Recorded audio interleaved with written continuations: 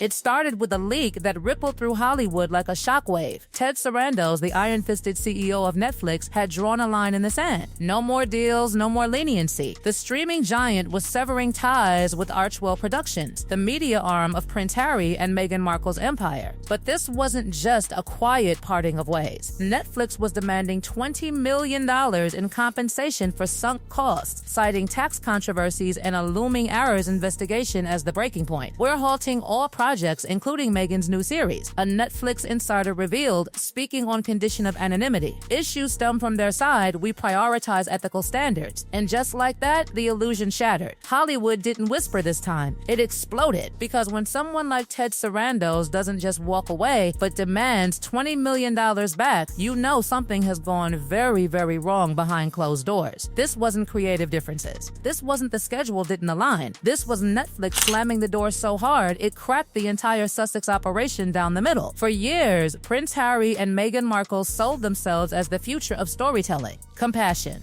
Impact. Change. A glossy empire built on promises, press releases, and carefully staged photos. But suddenly, that shine couldn't hide the rot underneath. Netflix didn't just cut ties. They froze everything. Projects dead, series shelved, dreams canceled mid-sentence. And then came the most brutal part, the accusation no celebrity ever once hovering over their name, tax controversies, and a looming IRS investigation. Behind the scenes, insiders said this didn't happen overnight. This was months of Netflix executives growing increasingly uneasy. Numbers that didn't add up, expenses that blurred lines, a nonprofit that didn't behave like a nonprofit, a production company that seemed to double dip wherever possible. And when Netflix finally looked closely, they didn't like what they saw. The deal that once dazzled Hollywood back in 2020, reportedly worth around $100 million, now looked less like a visionary partnership and more like a ticking time bomb. Netflix had fronted massive advances. Millions went out. Content barely came back. And according to insiders, Sarandos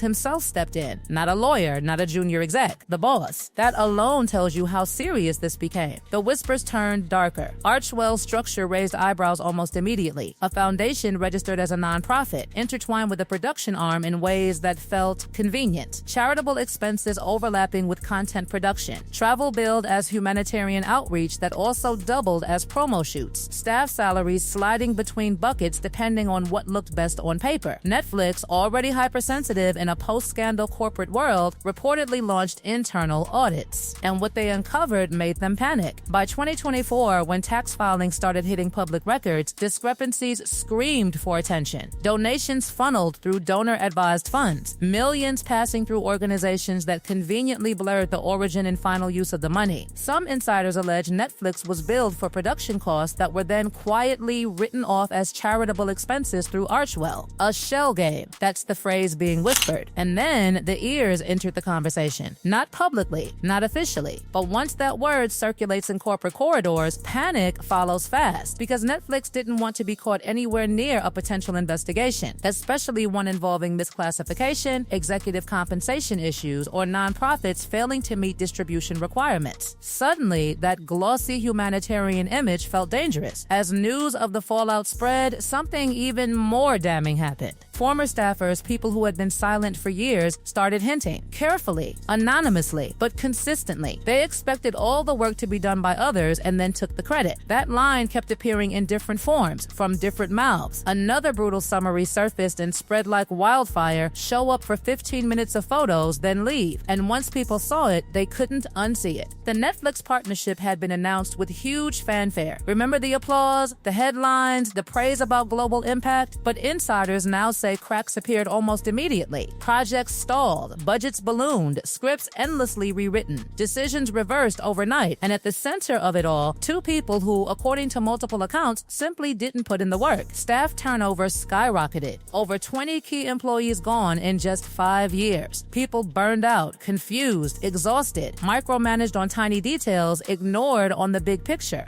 One insider described it perfectly, controlling every syllable of a press release while having no long-term strategy at all. Netflix executives grew increasingly frustrated. Millions were flowing out, but content trickled in at a snail's pace. Meghan's lifestyle series became a nightmare of false starts and rewrites. Staffers working around the clock while the credited producers were barely present. And still, producer credits rolled. Then there were the humanitarian trips. Colombia, Nigeria, high-profile arrivals, carefully staged photos, warm smiles, then gone. Locals reportedly noticed how brief and superficial the visits were. Optics heavy, impact light. Inside Netflix, patience snapped. Sarandos, a man known for cutting underperforming shows without blinking, reportedly saw red. This wasn't just wasted money. It was wasted time, wasted manpower, wasted credibility. The $20 million demand wasn't punishment. It was damage control. And as one insider put it bluntly, Netflix wasn't going to build its empire on smoke and mirrors. As scrutiny intensified, Archewell quietly shifted. Rebranding, restructuring, moving under broader umbrellas, less disclosure, less transparency. Critics didn't miss the timing. Tax filing showed millions in revenue, but shockingly little real charitable output. Administrative costs dominated. Travel, salaries, visibility, small grants handed out like props, often tied to events where the Sussexes received awards for their own humanitarian work, a charity that looked suspiciously like a PR engine. And donors noticed. Former contributors started distancing themselves. One anonymous donor admitted they believed they were supporting real causes, but now felt played, used, embarrassed. The silence from Harry and Meghan only made it worse. No clarification, no explanation, no denial strong enough to drown out the noise. And the more they stayed quiet, the louder the speculation became. Because if this much could unravel, what else was hiding underneath? And this was only the beginning. What truly sealed their fate wasn't just money, it was people. Because once Netflix stepped back, the dam broke. Former aides, producers, assistants, PR staff, even household employees, the story started lining up with eerie consistency. Different voices, same nightmare, confusion, whiplash, exhaustion, and above all, a suffocating sense that nothing was ever good enough, yet nothing was ever clearly defined. One former insider described the workplace like this: you'd spend weeks building something only for it to be dismantled in minutes because of a sudden mood shift. Plans approved one day were trashed the next. Deadlines meant nothing. Logic meant less. The only constant was chaos. And the blame, always external. Projects failed because staff didn't get the vision. Public backlash existed because people were misinformed. Contracts collapsed because partners weren't aligned. Never once, insiders say, was there accountability at the top. The most brutal comparison that kept resurfacing was simple and devastating. It's like working for teenagers. Teenagers with unlimited money, unchecked egos, and zero tolerance for dissent. Employees learned quickly that expertise was dangerous. Suggesting a better approach could get you iced out. Disagreeing politely could brand you unsupportive. The safest option was silence, and even that didn't guarantee survival.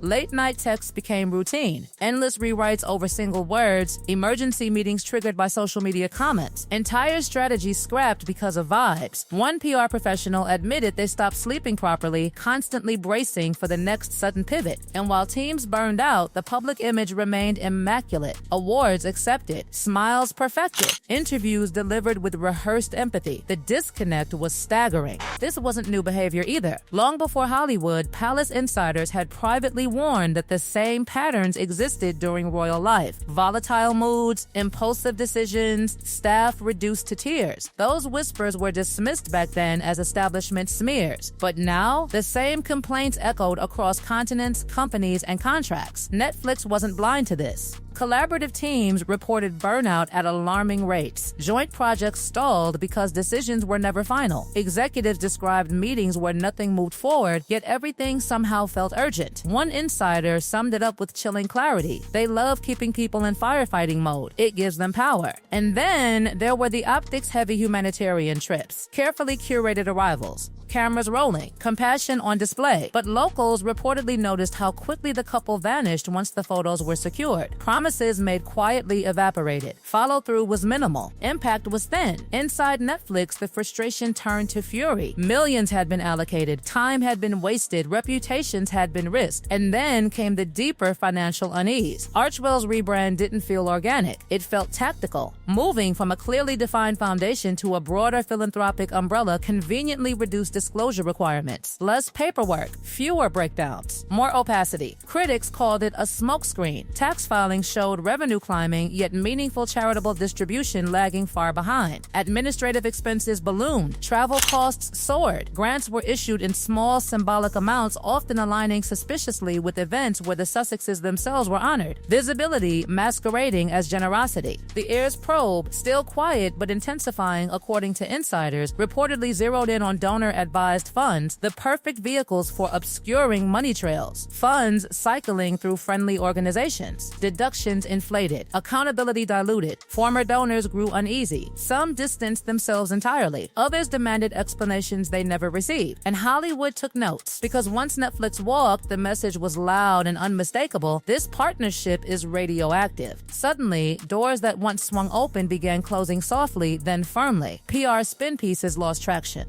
Friendly outlets struggled to sell optimism in an atmosphere thick with skepticism. Attempts to reframe the narrative fell flat. Even defenders started hesitating. Former staffers, emboldened by Netflix's decisive break, began speaking more freely. Bullying allegations resurfaced. Emotional manipulation. Impossible expectations. A workplace where nothing was ever finished and no one ever felt accomplished. One former employee described the toll perfectly. Constant self-doubt, unfinished work, zero sense of achievement, just exhaustion and quiet despair. And the turnover didn't stop at executives. Nannies, gardeners, house staff, cleaners. A revolving door at the Montecito estate raised eyebrows even among neighbors. Stability was non-existent. Loyalty short-lived. Public reaction hardened fast. Online commentary shifted from curiosity to mockery. Sarcasm replaced sympathy. The phrase faux royals stuck and spread. Memes multiplied. Credibility eroded by the day. Yet through it all, the silence persisted. No heartfelt reckoning. No transparent breakdown. No genuine acknowledgement of failure. Just deflection, rebranding, and retreat. The $20 million compensation demand became symbolic, not just a financial clawback, but a public line in the sand. Netflix reclaiming principles in an industry tired of entitlement dressed up as virtue. And insiders say this is only the beginning, because once regulators dig, they don't stop at the surface. Audits lead to testimony. Testimony leads to exposure. Exposure leads to collapse, not embarrassment, but structural failure. If finances were this carefully obscured, critics ask, what else is hidden? How long can an empire built on optics survive sustained scrutiny? Behind the headlines and corporate severances, the real damage is human. Careers stalled, mental health frayed, people lured by prestige, left with scars. And still, the cycle threatens to repeat. Blame, pivot, rebrand, repeat. Wash, rinse, repeat. Netflix's cut wasn't just a business move. It was a warning shot, a precedent, a declaration that pedigree no longer shields you from consequences. The lights dim, the applause fades, and the truth, relentless, patient, unforgiving, keeps closing in, and it keeps closing in, and it keeps closing in, and it keeps closing in.